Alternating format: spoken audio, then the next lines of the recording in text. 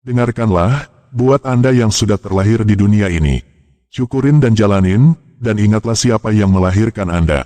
Jangan pernah melupakannya, dan jangan melawan seorang ibu.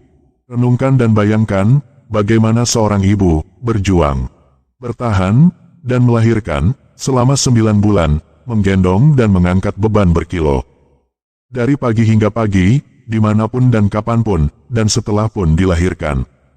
Ibu merawat membesarkan, hingga sebagian dari kehidupannya untuk Anda, tidak mengenal namanya kelelahan, kelaparan, dan tidur, namun ketika sudah dewasa, disuruh sedikit saja, sudah tak mau mendengar dan memperdulikan.